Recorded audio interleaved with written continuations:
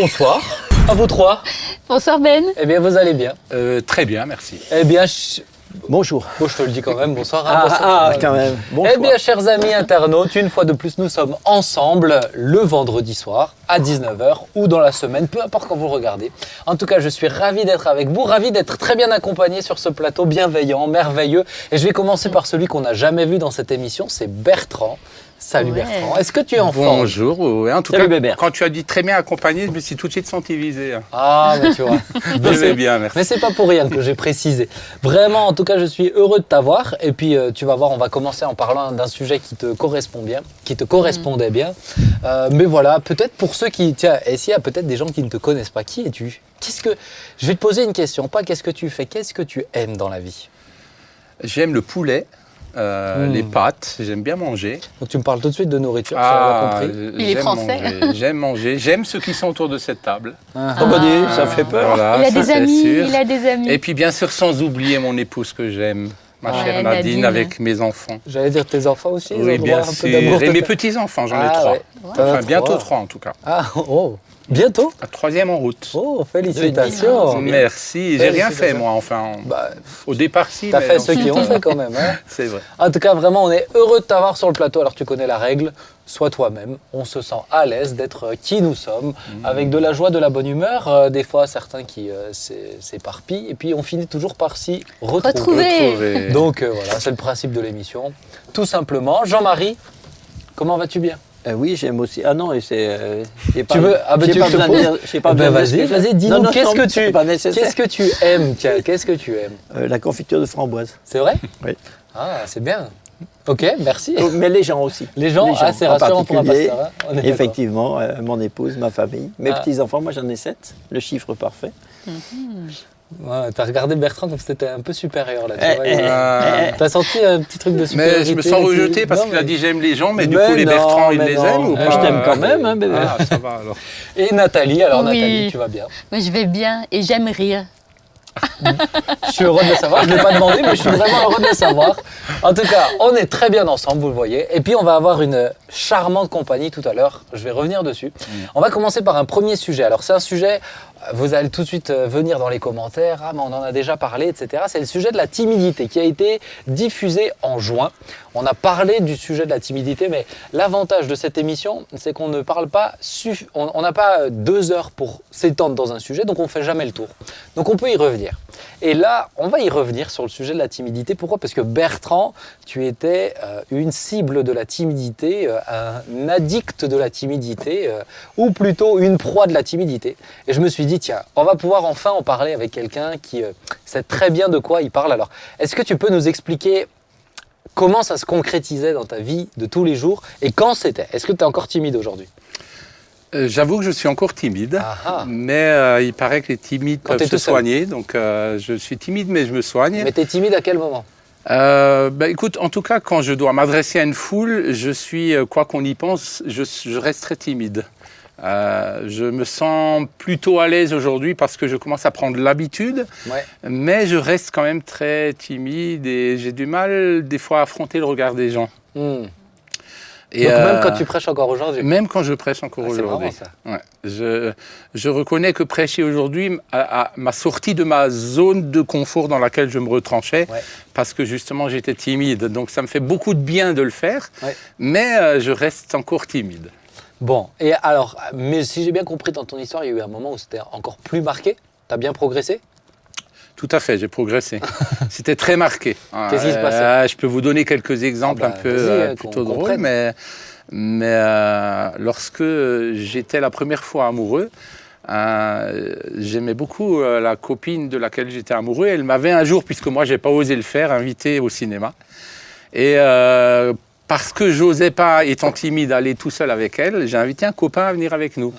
Et puis en cours de route, quand nous nous sommes dirigés vers le cinéma, je me suis enfui et elle allait au cinéma avec vos copains. Donc voilà, ça fait partie des épisodes desquels on rigole aujourd'hui.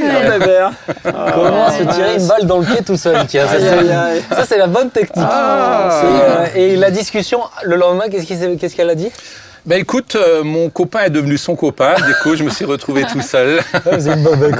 Comme quoi, peut-être que c'était inspiré. Hein. Ah, Mais ça t'a peut-être tiré une épine du pied. Ah ouais. ah, je je sais pas. pense. Aujourd'hui, je pense. Avec un C'est peu de vrai. recul, j'ai C'est vrai. celle C'est que vrai. Dieu a voulu me donner. J'en suis ouais, très mais heureux. La mène est géniale. J'avoue. Mais alors, donc là, qu'est-ce qui se passait? Tiens, on va essayer de prendre ce moment pour essayer de comprendre. Qu'est-ce qui se passe dans ta tête de timide pour dire vaut mieux que je m'enfuis que je reste avec cette personne regarder un film? Moi, je dois dire que là, aujourd'hui, j'en souffre plus de la timidité, mais aujourd'hui, j'arriverai pas à comprendre. Quelqu'un qui est pas timide, qu'est-ce que tu peux lui dire pour comprendre? Ben, j'avoue que je ne sais pas trop ce qui se passait dans ma tête. Je sais juste que je me sentais toujours moins bien que ce que j'abordais. Et puis, dans ma tête, ça me faisait dire qu'il faut que je fuis les personnes. Alors, j'avoue, j'étais à la limite de la... Je pense que la timidité à l'extrême amène un peu à la phobie sociale. Ouais. J'étais presque à la limite de la phobie sociale. J'étais entre les deux. Ouais. Et C'est intéressant. pour moi, le seul remède, c'était de ne côtoyer personne. Donc, à partir du moment où je devais côtoyer quelqu'un, je me renfermais sur moi-même. Et puis, c'était une sorte de fuite, quoi. Mais je trouve que tu as dit un truc qui est vraiment intéressant, c'est quand j'ai l'impression que les gens, je suis toujours moins intéressant ou moins bon. C'est une forme de rejet, en fait. Tu te rejettes toi-même, tu t'exclus toi-même du groupe à ce moment-là. Tout à fait, c'est un manque de confiance en toi, en tes capacités. Et puis, c'est tout le temps un comparatif par rapport aux autres. Ouais. Lui est mieux, l'autre est mieux, celui-là est mieux. Et puis, quand tu te compares, quand tu es timide pour différentes raisons, on peut peut-être les aborder après, mais en tout cas, tu te sens toujours moins bien. Et du coup, plutôt que d'affronter, tu te retranches dans ton coin. Mais c'est un point, je ne sais pas ce que vous en pensez, mais un point intéressant de relever que dans la timidité, il y a beaucoup de comparaisons, en fait, ce qui influe aussi, du coup. Après, je ne sais pas si tous les timides sont, le sont pour cette raison-là. Ouais. Je ne suis pas sûr que ce soit Tu tous m'as les déjà dit timides. quelqu'un que tu connaissais qui est vraiment timide aussi, tu m'as parlé une fois d'un jour quelqu'un qui est vraiment timide, mais lui, il est très bien dans ses baskets, etc. Mais c'est... Il assume. C'est pas moi. Non, c'est pas toi. Hein, ça, Non, T'as mais jamais c'est été pas moi qui vraiment t'ai timide. parlé de ça, je crois pas. Si. C'est vrai? Ouais. Bah, j'ai osé, Je me alors. rappelle encore où, ouais. Ah bon? Ouais. Mais toi, t'as jamais été timide. Non. Comment tu vois la chose, toi, la timidité vue de l'extérieur? Non, je pense que... Alors oui, des fois ça peut être comme là, un sentiment, une sorte de forteresse, un faux sentiment de dévalorisation, quoi. Mais je pense qu'il y a des gens qui ne sont pas forcément là-dedans et qui pourtant simplement se sentent seulement pas à l'aise dans le relationnel, quoi. Ouais. Sans être forcément... Il y a des gens qui sont très bien sûrs de leur capacité et en même temps, ils ne sont pas à l'aise dans le relationnel. C'est vrai. Je ne suis pas sûr que tous les timides le soient pour cette raison-là. Bon, et puis après, il y a des gens qui peuvent être plus impressionnants que d'autres et où la timidité, elle est peut-être plus accrue. Tu vas voir un président, Oui. Oui, mais T'es là, on est intimidé, là. intimidé. Intimidé, c'est autre chose. Mais intimidé et timide, c'est peut-être pas... Tu crois? Parce que ça te bloque quand même dans la relation. Ça te Oui, bloque mais quand c'est même, parce que c'est dans une situation très ça. particulière où tu es pas sûr de savoir C'est ça. quel protocole tu dois respecter, comment tu dois te tenir, parler, Et t'es- etc. Donc du coup, on est mal à l'aise. T'es pas dans une forcément situation. timide. Ouais, c'est Si ça. j'étais tout d'un coup, je sais pas, confronté à des gens d'une haute société dont je sache qu'ils aient vraiment des protocoles, etc. Je les connais pas. Je sais, bon, Non, mais serais moi-même, pas à l'aise. moi-même, par exemple, des gens qui sont impressionnants. Je sais que, par exemple, des gens qui sont venus voir, pour qui mon grand-père, tiens, Papa Jean, il est impressionnant dans son témoignage, dans sa foi, dans qui il est. Et les gens sont intimidés et timides dans l'interaction avec lui. Je ne sais pas si vous voyez ce que Oui, je veux dire. mais oui. Oui. Mais oui. C'est pas un protocole Oui. là qu'il est... Oui, mais Parce qu'il représente quelqu'un. Mais c'est la situation. Il y a une différence. Je pense que quelqu'un qui est timide, c'est dans sa nature même qu'il est timide. Et il l'est un peu tout le temps. Tandis que si c'est seulement dans quelques circonstances où on sait qu'on ne maîtrise pas, c'est pas la même chose. C'est vrai. Mais moi, j'ai l'impression qu'un timide, quand il apprend à connaître les gens, il y a quand même quelque chose qui... Je sais pas qu'est-ce que t'en penses, Bébert, mais quand tu t'apprends à connaître les gens, justement, tu as l'habitude de ces interactions, c'est plus facile ensuite. Oui. Pour le timide, il est plus dans cette difficulté avec les gens proches de lui. Tout à fait. En tout cas, moi, j'ai envie de dire que pour te sortir de la timidité, une des solutions, c'est de t'entourer de gens qui t'aiment Et quand tu réalises qui t'aime et qui t'accepte comme tu es, qui te considère comme tu es, du coup, tu peux sortir de ta timidité. Parce que même quand tu te trompes, même quand tu es maladroit, même quand tu bégayes, tu sais que ça change rien. C'est tes amis, ils t'aiment. Donc ça peut être une première étape pour moi, en tout cas, pour sortir de la timidité. Et moi, ça m'a beaucoup aidé. De ne pas se sentir jugé, quoi. C'est ça. Mais oui. Ça m'a beaucoup aidé. C'est sûr. Nathalie, qu'est-ce que tu en penses? Oui, moi je pense que la timidité, c'est peut-être aussi un signe d'hypersensibilité. Aussi, on est souvent, quand on est timide, on observe beaucoup plus, on est attentif, plus concentré que celui qui est peut-être un peu plus volubile. Et souvent, on confond avec l'introverti aussi. Alors que l'introverti, c'est plus un trait j'allais dire de caractère, un trait de tempérament. La timidité, je pense que c'est vraiment dans le domaine émotionnel, plus moi, je trouve. Mais, je suis assez d'accord. Et on se familiarise à des situations, à des personnes, et donc notre timidité s'arrange. En fait, c'est vrai, tu en parles toi-même, hein, Bertrand.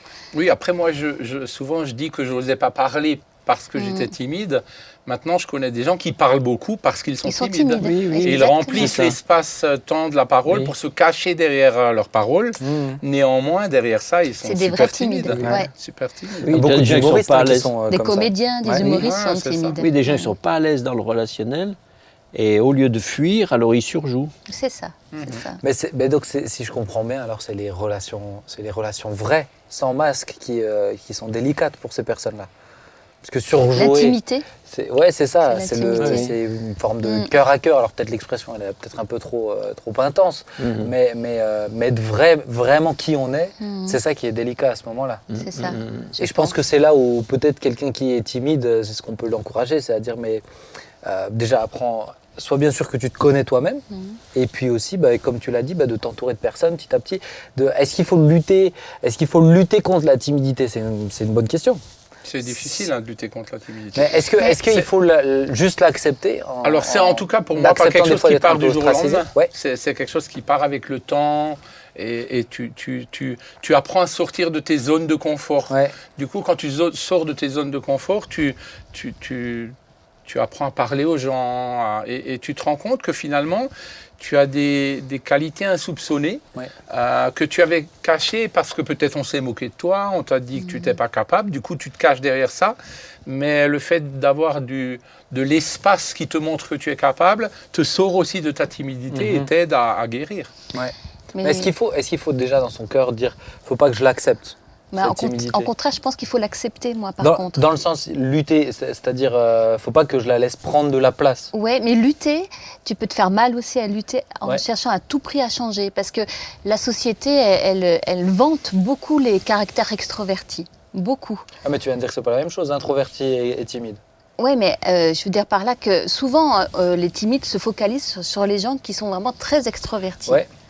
Et donc, du coup, ça leur met une pression. Et lorsqu'on leur dit, mais il faut que tu luttes contre ta timidité, ça leur paraît une montagne. Et c'est stressant, ça peut générer vraiment du stress. Par contre, si tu l'acceptes tout en sachant que tu peux t'améliorer, ça permet en fait à la personne, je pense, de le prendre du bon côté, du côté positif. Et c'est vrai que se mettre dans des situations où on n'est pas habitué et s'entraîner, moi j'étais aussi une timide enfant. Et le fait de m'exposer, comme je faisais de la danse, de m'exposer sur une scène régulièrement, j'étais obligée finalement de me présenter devant des gens alors que... Oui, mais donc tu luttes contre. Parce que j'aimais la danse. C'est ce que je veux dire, c'est qu'on ne m'a pas dit il faut que tu changes. On ne m'a pas dit ça. Oui. Lorsqu'on te dit il faut lutter contre, pour moi, c'est pas une bonne façon de voir les choses. D'accord, moi je l'entends pas du tout comme ça. Moi j'ai l'impression que parce que quand j'étais plus jeune, tous ceux qui avaient mon âge, j'étais mal à l'aise. Avec les plus vieux, les écouter, etc., ça passait. Être assis à une table, mais être avec des gens de mon âge, c'était quasi maladif. Vraiment impossible. Impossible de créer du coup des relations, etc. Mais moi j'ai l'impression que dire pas juste je l'accepte, ça veut dire que j'accepte d'être dans cette situation et pas chercher à ce que ça aille mieux. Mais si je veux que ça aille mieux, il faut à un moment donné que j'accepte d'être dans une situation où je suis gêné, d'être avec des gens de mon âge par exemple. Tu vois ce que je veux dire ? Accepter, ça aide aussi à identifier d'où ça vient. Je pense, parce que lutter, il y a peut-être une idée, il faut que j'aille coûte que coûte, il faut que je lutte, mais de pouvoir se poser et se dire, voilà, je sais que je suis timide, mais maintenant, qu'est-ce que je peux faire ? Ouais, bon, je pense qu'au final, on revient à la même chose, c'est-à-dire à pas... C'est peut-être pas le même état d'esprit, mais Ouais. moi, il me semble que on peut on peut aider peut-être des fois des gens timides comment on va dire, à progresser, à faire des mieux, mais à condition de donner des étapes, voilà, des étapes. Mais il faut absolument qu'elles soient vraiment, qu'elles puissent être atteintes. Oui. Parce que si tu le fais aller encore vers un échec supplémentaire, Ah non, alors là, c'est ça. c'est terrible. Mais je me souviens d'une jeune fille qui était dans un groupe de maison et elle était par timidité, je pense, parce qu'elle avait une vraie vie spirituelle, mais par timidité, elle n'aurait pas osé prier en public dans le groupe. Et donc, ce qui peut être difficile. Ce qui n'est pas facile. Alors, avant, je lui ai dit, mais tu sais, ce serait bien. Ouais, mais non, moi, je ne peux pas. Tu sais, je dis, écoute, la prochaine fois, si tu me le permets, la prochaine fois, je te demanderai de prier. Mais pour que tu pries, mais tu dis juste, même si tu dis 2 mots, tu as fait un progrès. Tu dis juste... merci Seigneur, bénis cette réunion. Voilà, c'est un énorme progrès. Bah oui. Rien que après, tu sais que tu as ouvert ta bouche. Tout à fait. Et je l'ai aidée comme ça 2, 3. Et après, elle était complètement à l'aise. Complètement à l'aise. Il y a des gens pour qui rien que commander un café dans un restaurant, c'est compliqué. Moi, je me rappelle en tout cas avoir été 1 an et demi dans des réunions où on priait, pour qu'au bout d'1 an et demi, j'ai le courage de sortir une phrase très courte. Et quand j'avais terminé la phrase, je transpirais, mais j'étais tellement fier de moi d'avoir pu le faire, et ça m'a permis de passer effectivement une première étape qui en a permis d'autres, etc. Ouais, c'est ça. Je pense que dès le moment où ça devient handicapant, pour faire des choses qui semblent être importantes, comme par exemple pouvoir prier ensemble, etc., il faut essayer ou d'être accompagné ou soi-même se donner ces petits objectifs atteignables, mais qui sont un défi en soi. Je l'entends, moi ça m'est arrivé la même chose. Tu sors, tu as l'impression de faire un marathon, tu es épuisé. Incroyable. Tu es épuisé. Mais je pense que c'est important, en tout cas, que vraiment le Seigneur nous aide, et puis nous aide à bien accompagner les timides aussi. Parce que je pense que quelqu'un qui est vraiment à l'aise, quelque chose qui est simple pour lui, il dit « Ah, mais vas-y, fais-le ». Ah, c'est pas bon pour un timide. Ah oui, ça c'est sûr. Il a besoin vraiment que ça soit pris en compte. Oui, et puis je crois qu'il faut aussi apprendre à se connaître soi-même et à connaître ses qualités, ses capacités. Parce qu'un timide, il a souvent tendance à se comparer à tous ceux qui l'entourent. Moi, je me rappelle la première fois que j'ai dû prêcher sur l'estrade, je n'ai à aucun moment regardé le public. Je parcourais l'estrade, je faisais 30 mètres de droite à gauche pour ceux qui se rappellent, et j'avais la tête dans la Bible. Si bien que quand j'ai levé les yeux, j'étais presque étonné qu'il y ait eu du monde dans le bâtiment. Ah, ils sont restés. Mais ils sont restés, grâce à Dieu, mon cher. C'était 7 heures le lendemain matin. Voilà, et puis surtout, il faut dire qu'ici, ça peut être déstabilisant quand tu as mon père juste en bas des rangs.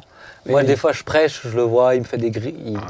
Il est expressif. Je vais pas trop l'afficher, mais il te montre si c'est bien ou si ça lui plaît pas trop ce que tu es en train de dire. Regarde ça, montre quand c'est trop long. Regarde ça, montre, il y a des petits signes précurseurs. Ça peut être un peu déstabilisant. Ou alors, il fait comme ça.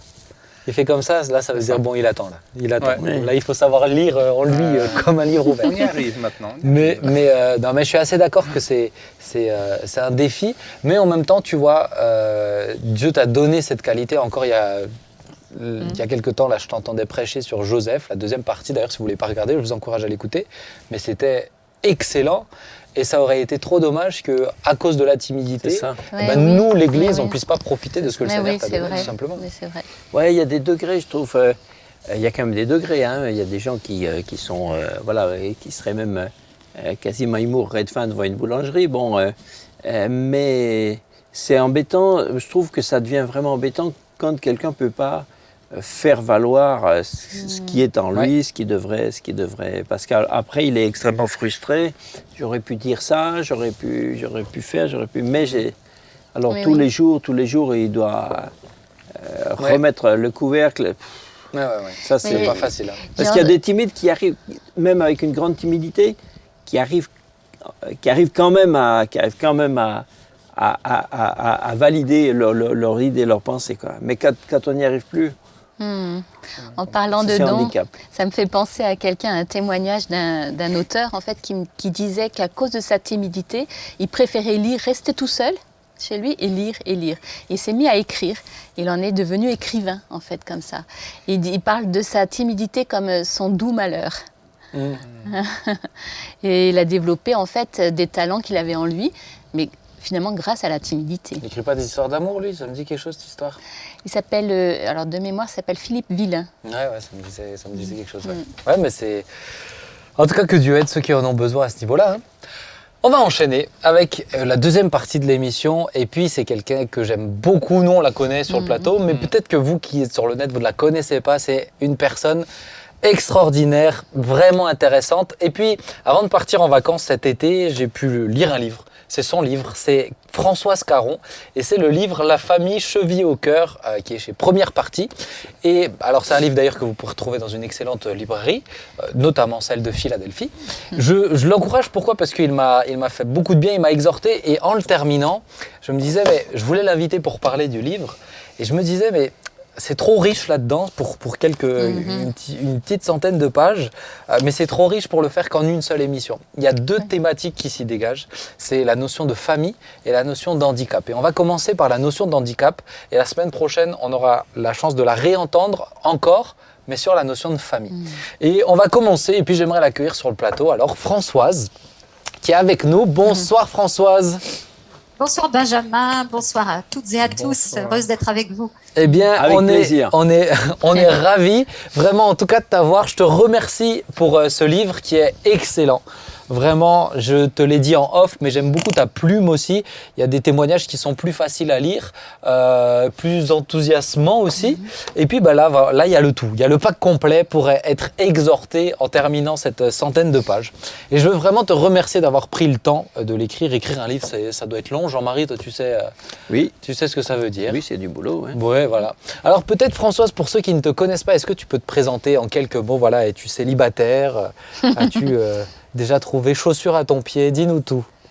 Ouais, chaussures à mon pied, enfin, petit à petit, voilà quoi. Elle s'est faite. Donc je suis mariée.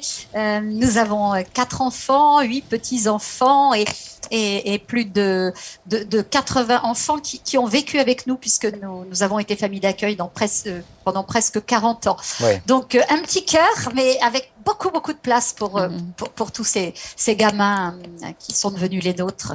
Et tu es, à chaque fois que je te vois, je n'ai pas le privilège de te côtoyer quotidiennement parce que tu n'es pas encore en Terre Sainte, hein, tu n'es pas en Alsace, mais quand on te voit croisé dans des pastorales, etc., franchement, tu as un rayon de soleil. Et là, ça me donne d'autant plus envie de discuter avec toi et de commencer. Aujourd'hui, ça sera sur le handicap. J'ai intitulé cette partie de l'émission « Au-delà de mon handicap » parce que tu as toujours été une battante quand on lit ton livre. Et je voudrais que tu nous en parles un petit peu. Ça commence par une maladie dégénérative. Alors, est-ce que tu peux nous expliquer de quoi il en retourne? Qu'est-ce qu'il s'est passé? Alors oui, c'est ce type de maladie qui vous tombe sur la tête comme ça, de façon totalement improbable. Petite fille pétillante, un peu intrépide, qualifiée d'insouciante, de maladroite, qui rentre à l'école, et puis qui interroge la maîtresse au fond. Cette maîtresse est là devant moi et elle se dit qu'il y a autre chose que la maladresse, que le côté un peu intrépide et elle interpelle mes parents en leur disant je crois quand même que Françoise aurait besoin de voir l'ophtalmo c'est vieux, hein, j'ai plus 20 ans et donc il n'y avait pas de contrôle à l'époque régulier. Donc je me retrouve comme ça chez l'ophtalmo, goutte dans les yeux, première visite chez l'ophtalmo, j'ai 5 ans. Et là, en tout cas, je ne me rappelle absolument plus de ce moment-là, mais j'ai encore ce sentiment douloureux, difficile, là que j'arrive à ressentir en parlant. C'est celui qui traverse mes parents, qui commence à être extrêmement inquiet et je deviens d'un coup comme quelqu'un de fragile et j'entends parler de crainte, de cécité, de maladie des yeux. Et donc là, j'entre dans un monde particulier, celui de la peur suscitée par mon état chez ceux qui m'entourent. Alors, je me retrouve. justement, avant de venir sur ça, et je trouve que c'est intéressant de parler de comment la famille l'a pris, est-ce qu'il y a un nom à cette maladie? Est-ce que On a mis beaucoup de temps à mettre un nom. On parle de rétinopathie congénitale, de maladie orpheline qui, au fond, a rongé la rétine pendant ma croissance in vitro, et puis qui a évolué tout doucement en détruisant une partie de la rétine de l'œil droit, et puis l'œil gauche, le nerf optique atrophié, donc juste une perception lumineuse. C'est ça. Et alors, comment toi, du haut de tes 5 ans, tu as perçu la chose? Est-ce que tu as compris ce qui se passait? Tu nous disais que tu as ressenti par rapport à tes parents, mais est-ce que ça a été un soulagement pour toi de comprendre qu'il y a quelque chose qui se passe mal et que c'était pas normal? Qu'est-ce qui s'est, au fond de toi, une petite fille de 5 ans, qu'est-ce qui s'est passé? Alors, je veux dire, j'ai mis beaucoup de temps à intégrer le fait que j'étais différente des autres, parce que, étonnamment, pour moi, c'était les autres qui étaient différents. Je comprenais pas comment ils arrivaient à écrire entre les lignes, alors que moi, il fallait que je fasse des gros pâtés pour. C'est toute cette difficulté, au fond, à découvrir que ce que vous vivez, ce que vous êtes, ce qui vous arrive est différent de ce que vivent la majorité des gens. Ouais. Donc au départ, mon seul souci et le seul sentiment qui m'anime, c'est que je deviens le sujet d'une grande tristesse chez ceux qui m'entourent. Et voilà, tu disais que tu as senti un changement. Comment il s'est traduit ce changement de la part de tes proches dès le moment où il y a eu un diagnostic, et puis comment tu l'as pris aussi? Comment toi tu l'as pris? J'avais l'impression que c'était moi le sujet de leur peine. Donc ça a été mes premiers pas sur un chemin où je perdais un peu confiance en moi, et alors que je me sentais aimée, choyée, une forme de surprotection m'étouffait, et l'inquiétude de mes proches me faisait perdre ma confiance, ma joie de vivre.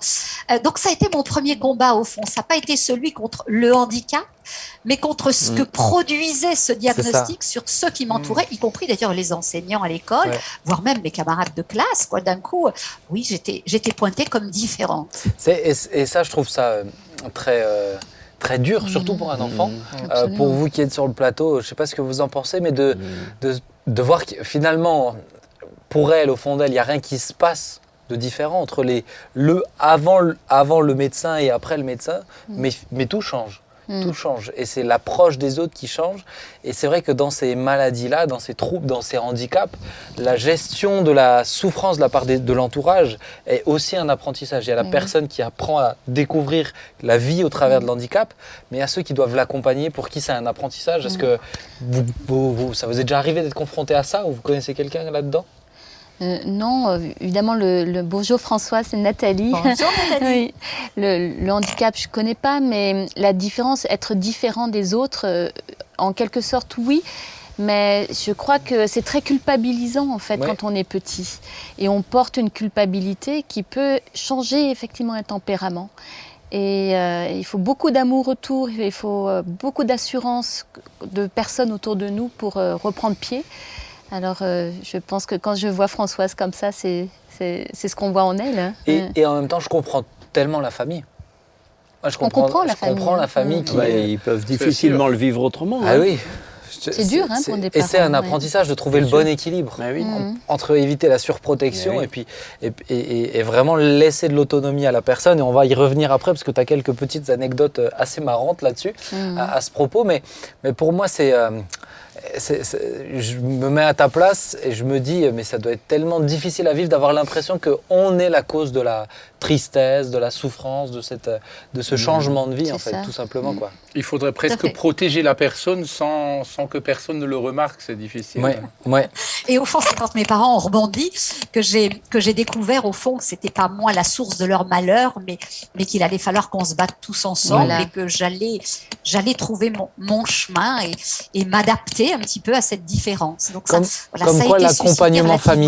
quoi l'accompagnement familial, il fait la différence. Il peut faire la différence, vraiment. Il peut faire la différence. D'un côté ou de l'autre. Alors justement, en 2002, tu as perdu totalement la vue. Tu as parlé d'une perception de la lumière. Et dans ton livre, il y a un moment donné où tu nous parles d'une perte totale, en 2002, si je ne me trompe pas. Oui, voilà, c'est-à-dire qu'on construit sa vie autour du handicap et puis on avance et on se voilà.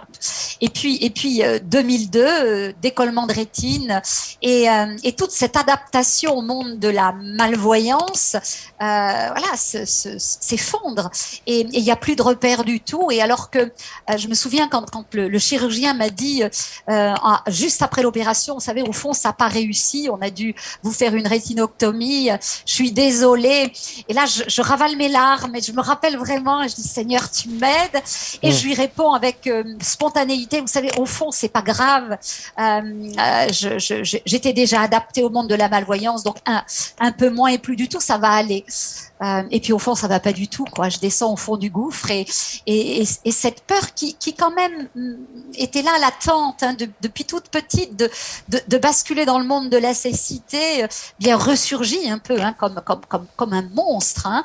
Et là, je me sens terrassée. J'ai l'impression que je n'y arriverai pas et que toutes les ressources, voilà, que j'avais en moi sur le plan affectif, des amitiés, sur le plan de mon engagement, de ma foi. Tout ça, ça semble pas suffisant. Et c'est vrai qu'en le lisant, ça m'a marqué. On comprend bien que chez toi, et puis du coup forcément chez les gens qui y passent, il y a une réelle différence entre la malvoyance et être totalement aveugle. Et on comprend chez toi que tu t'es construit, tu as des petits mécanismes. Forcément, on doit trouver des petites parades, des petites solutions. Et quand on perd totalement la vue, toutes ces solutions-là, elles n'existent plus. Il faut en créer de nouvelles. Là, c'est la différence entre la pénombre, hein, certainement pour un voyant, et puis plus aucune lumière dans la chambre, pas un petit rayon de lumière. Et là, il y a vraiment quand même aussi ce sentiment que tout ce qui vous entoure vous échappe complètement. Il n'y a même plus d'ombre.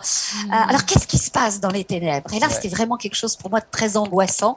C'est d'un coup ce monde invisible qui oblige à mettre en éveil tous ces autres sens, et puis on peut plus se raccrocher à rien.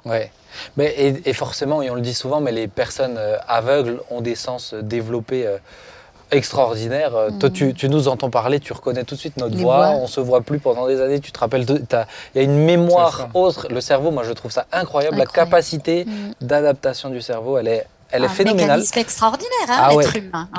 Alors, chez toi, Françoise, il y a une volonté constante, et on le ressent vraiment bien dans le livre, à surmonter, à aller au-delà de l'handicap, des fois presque à te mettre en danger. Alors, est-ce que tu aurais peut-être quelques anecdotes à nous raconter pour qu'on comprenne bien? Moi, je l'ai lu, le livre, mais que les gens comprennent bien de quoi on parle. Oui, c'est-à-dire que voilà, le handicap, hein, c'est une course d'obstacles au fond, hein, et puis faut les franchir, hein, et aller de plus en plus haut, quoi, et les dépasser. Sinon, on est coincé, là, emprisonné. Donc, je crois que les moments les plus importants, certainement, ont été ceux de l'adolescence, où en plus on a vite des ailes qui poussent d'un coup, hein, et donc j'ai voulu aussi, comme les copains et comme les copines, avoir un peu d'autonomie dans mes déplacements, et donc j'ai décidé un beau matin d'avoir une mobilette. Voilà, ça semblait impossible, mais moi j'avais fait un peu de vélo, hein, dans la cour, dans le jardin, avec mes frangins. Donc pour moi, une mobilette, c'était juste un vélo qui allait un peu plus vite. Donc voilà, j'ai demandé à mes parents une mobilette. Ils m'ont dit que c'était impossible et que j'en aurais jamais. J'ai réussi à faire un petit boulot avec une copine. À l'époque, on pouvait bosser à partir de 14 ans, donc un mois dans une usine qui faisait des moules en plastique. Et où tu as pas dit que tu avais des problèmes de vue? Bien sûr que non, quoi. Alors vite, ils s'en sont aperçus au bout d'une heure. Mais j'avais une copine là bienveillante et ils n'ont pas osé me fiche dehors. Enfin voilà, c'est des histoires un peu comme ça qui paraissent rocambolesques, mais je crois qu'il y avait aussi, voilà, il y avait ma détermination et des relations amicales toujours aussi comme ça. Pour moi, clin d'œil de l'amour de Dieu. Voilà, c'est ce que moi j'appelle dans ma petite vie des anges, des personnes envoyées et qui d'un coup vont faciliter ce qui semble impossible. Donc j'ai ma première paye. Et là, je rentre à la maison et je dis à mes parents, c'est ma paye, j'en fais ce que je veux. Et je crois qu'ils ont lâché prise et m'ont laissé acheter la mobilette, convaincus que je ferais pas plus que le tour du pâté de maison, quoi. Et donc, pendant 2 ans, j'ai fait de la mobilette, danger public, certainement. Les voisins je le devaient être conseille heureux de pas l'apprendre. aujourd'hui. Et il y a eu la fois aussi où, alors il y a plein d'anecdotes, hein, c'est pour ça que je ne veux pas toutes les raconter, mais où tu as pris la voiture alors qu'il y avait tu avais des enfants, c'est là où tu as vraiment été calmé. Voiture sans permis, oui, voiture sans permis. Oui, mais voiture sans permis, en voyant pas la route, ça reste tout aussi oui, délicat. alors c'était mes gamins qui me disaient feu rouge, feu vert, virage bientôt. C'est complètement inconscient et je crois que les gens qui lisent mon livre, j'ai eu quelques coups de fil en me disant mais c'est pas possible, quoi. Mais je crois qu'au moment où je l'ai fait, j'avais besoin de relever ces défis. C'est ça. C'était quasiment une question de vie ou de mort pour moi. C'est ça. Ouais. Et on le sent bien en te lisant, c'est que si tu le fais pas, tu ne vas pas de l'avant.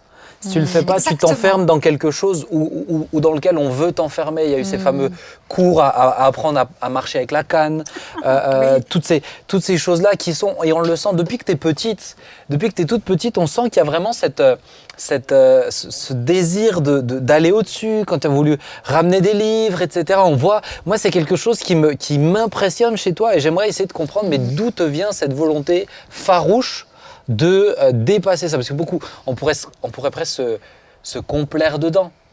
Oui, laisser tomber, ou tomber dans de la victimisation. On est tout à fait d'accord avec ça. Donc, d'où Alors, en vient même cette temps, volonté?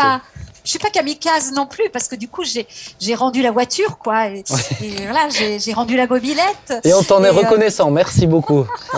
Oui, parce que je crois qu'il y a un moment, voilà, je sais aussi que c'est mon histoire, c'est ma vie, et qu'il faut aussi que je compose avec. Donc, il y a aussi des vrais renoncements. Et il y a ce moment où je me dis, oui, génial, quoi. J'ai testé, j'ai osé, mais n'oublie pas qui tu es, ton humanité, et puis tes fragilités, et la mauvaise vue et cette malvoyance profonde en font partie. Alors, d'où vient? Alors, voilà, je pense qu'il y a quelque chose certainement dans mon éducation, dans ma construction, dans ce que je suis qui me pousse à relever ces défis. Et puis quand même, très très jeune, je crois que j'ai découvert quelque chose qui a transformé ma vie. C'est la foi de mes parents qui les a fait passer de cet état d'anxiété, d'angoisse terrible à mon sujet et au sujet de mon avenir, à une confiance totale en Dieu pour eux et pour moi. Et ça a été très vite, puisque avec le diagnostic, il y a eu aussi la découverte pour mes parents de l'amour de Dieu. Ouais. Et au fond, ils m'ont offert véritablement au Seigneur avec leur paquet d'inquiétudes et ça m'a été transmis un peu comme une petite semence, comme une graine qui n'a pas poussé tout de suite, parce qu'au fond, moi, j'avais à en découdre avec ce Dieu qui semblait aimer tout le monde, mais qui me laissait un peu pour compte. Mais je crois que ça a contribué à ma combativité, parce que du coup, c'était presque un combat aussi avec Dieu, quoi. Tu es père, qu'est-ce que tu fais pour moi? Tu sembles pas faire grand-chose. Alors, je vais me battre et puis je vais te montrer que malgré tout ça, quoi, je vais y arriver. Et au début, c'était un petit peu ce défi, ce deal. Hein. Et donc, voilà, j'ai commencé à me battre aussi avec quelque chose comme ça de particulier dans ma relation avec ce Dieu créateur tout-puissant qui m'avait mal construit, quoi. Est-ce que, Françoise, alors permets-moi de te poser cette question, mais est-ce que tu attendais une guérison? Alors, pas tout de suite. J'entendais mes parents l'attendre et parfois ça me faisait un peu rager parce que j'avais l'impression que c'était utopique et puis après j'ai été confrontée à des témoignages de guérison autour de moi. Plus qu'à des témoignages, j'ai vu une petite fille qui était venue à l'église en même temps que moi, hein, 2 familles qui amenaient leur gamine là dans un lieu de culte et on priait pour elle, pour moi. Elle avait la leucémie et elle a été guérie miraculeusement, vraiment c'était concret, manifeste, examen à l'appui et moi pas. Mais j'étais encore une petite fille, donc c'était la foi des parents. Et puis en grandissant, et notamment quand j'ai réalisé que Dieu m'aimait et que mon handicap n'était pas une preuve d'un désaveu ou d'un abandon. Donc là, j'ai mis toute ma foi et toute mon espérance en Dieu. Et bien sûr que j'ai attendu la guérison, j'ai prié pour. Ouais. Et puis, je suis rentrée sur un chemin un peu difficile avec j'allais dire, la grande famille de l'Église, les relations avec les pasteurs et les gens qui ont prié pour moi, qui m'ont dit « ouvre les yeux, tu es guéri ». Et puis, ce sentiment de culpabilité, d'introspective. Est-ce que j'ai péché? Est-ce que c'est mes parents qui ont péché? Est-ce qu'il y a quelque chose dans notre vie qui ne va pas? Oui. Voilà, plein de situations, de remise en question, mais qui m'ont pas fait douter dans la possibilité que Dieu a de guérir. Mais qui sont Françoise, et malheureusement, on a entendu ça combien de fois, des personnes en fauteuil roulant et qui s'accrochent tellement à cette guérison que je pense qu'il y a des maladresses de la part des personnes qui peuvent prier avec elles, mais aussi ce sentiment de culpabilité que je trouve incroyable. De dire, c'est moi qui ai l'handicap, mais si je l'ai encore, c'est peut-être parce que j'ai une faute. Et je trouve ça... ce que tu dis là, je le retrouve dans tellement d'histoires, ça me fait vraiment de la peine de me dire, mais des gens arrivent à ce raisonnement, Jean-Marie. Comment on peut l'expliquer? Qu'est-ce que tu en penses? Mais je pense que beaucoup de... moi, j'ai vu que presque dans toutes nos églises charismatiques, je connais absolument aucune personne qui ait un handicap qui n'ait pas reçu des attestations, alors je mets des guillemets, des attestations prophétiques qu'un jour ils seront guéris. Il y a, tous. Or ça ne correspond pas de loin à notre réalité. Et je pense que ça leur fait souvent quand même souvent pas du bien, parce que c'est pas réel. Je crois que les gens ça part souvent d'une vraie compassion. Et les gens prient et puis en priant ils disent Seigneur parle-nous. Et évidemment en priant pour quelqu'un, on dit Seigneur parle-nous, ce qu'on s'attend à entendre, c'est toujours qu'il va être guéri. Donc, à force de se dire, on écoute, on entend, et quelqu'un croit qu'il a entendu Dieu le dire. Et parce qu'on croit toujours facilement ce qu'on espère de tout cœur. Et les gens, et du coup, ils le disent comme ça. Et après, ça crée des espoirs qui sont pas toujours suivis. Je me souviens du témoignage, juste une seconde, de Johnny Erickson, qui avait écrit plusieurs livres. Une jeune fille qui avait fait une chute en plongeant dans un truc d'eau où il n'y avait pas beaucoup de fond. Elle croyait qu'il y en avait beaucoup, etc. Bref, elle s'était fracturée des vertèbres cervicales. Elle était tétraplégique. Et dans ce milieu, tout le monde lui a dit qu'elle serait guérie. Et donc, pendant des années, elle a passé son temps à courir après la guérison. Et elle était très malheureuse. Et puis un jour, elle a arrêté tout ça. Elle a dit, maintenant, c'est fini. Si un jour Dieu veut me guérir, il me guérit. Mais j'arrête de prier pour ça. J'arrête tout. Et j'accepte d'être dans l'état où Dieu me met. Et elle est rentrée dans à ce moment-là, elle était vraiment dans la paix de Dieu. C'est ça. Et dans un vrai ministère où elle a servi Dieu dans cette condition. C'est ça. Et c'est là où, et chez toi, Françoise, on le sent bien aussi. Je pense que pour un disciple de Christ qui a un handicap, il doit arriver à un moment donné à cette... Honnêtement, je pense que toute personne qui ont ces souffrances-là passe par ce temps un peu de désert, de paix avec Dieu vis-à-vis de cet handicap-là.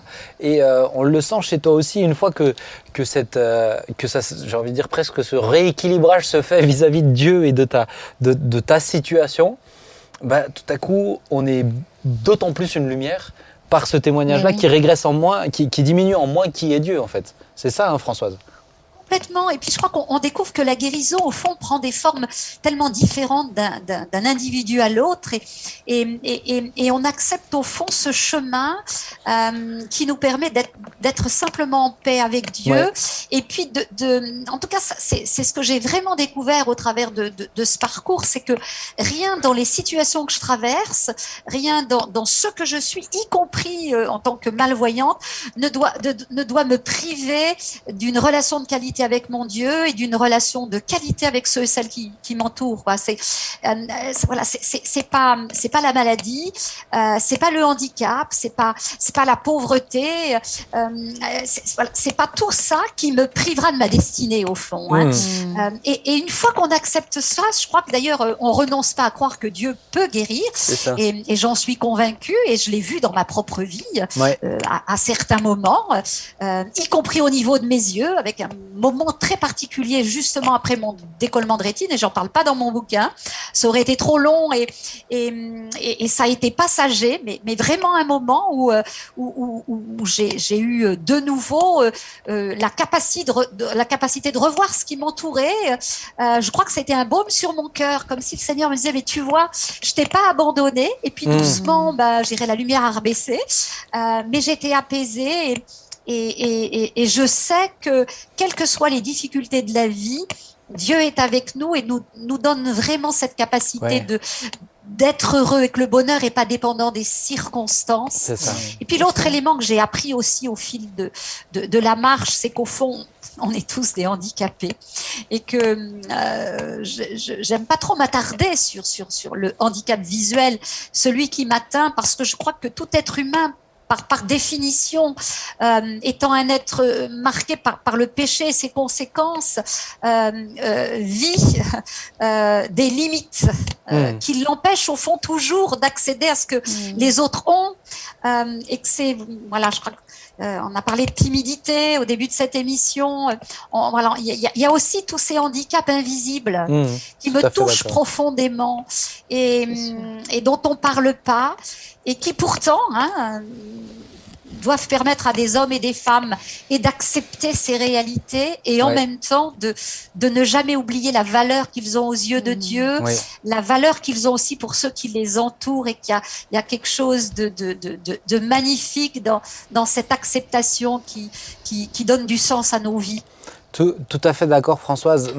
Moi, je trouve que c'est passionnant de voir que, et on va peut-être le sentir encore plus la semaine prochaine avec tout ce que tu vas nous partager, mais de voir que l'handicap n'est en rien un obstacle par rapport aussi à ce que Dieu veut faire en nous et au travers de nous. Et on le ressent bien encore une fois dans ton livre, mais dans ton approche en fait de la vie.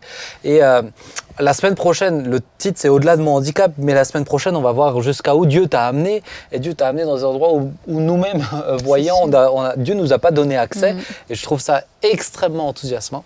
Et je tiens vraiment à te remercier pour ce temps et aussi d'aborder ce sujet. Tu me l'as dit, je sais que tu aimes pas être réduite justement à l'handicap. Je pense que c'est encourageant pour ceux qui nous écoutent. Et je suis d'accord avec toi de dire, faut pas réduire une personne que à ça. Il y a beaucoup plus, d'où le fait que j'ai voulu accorder une deuxième émission à ce niveau-là. Alors Françoise, j'aimerais te poser une dernière question et ensuite on va te laisser. Mais qu'est-ce que tu pourrais dire à quelqu'un, quel conseil tu pourrais donner à un voyant pour bien prendre en compte un non-voyant?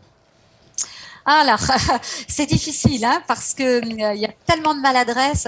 Alors, je dirais que ne pas oublier que quand un sens est défaillant, il faut absolument que celui qui veut communiquer, donc en l'occurrence avec quelqu'un qui ne voit pas, il faut parler et il faut toucher. Je crois que la pire des choses, c'est de s'approcher de quelqu'un qui voit pas, tout doucement, à pas feutrer, et puis d'un coup lui dire coucou, je suis là. Voilà, moi ça me fait bondir.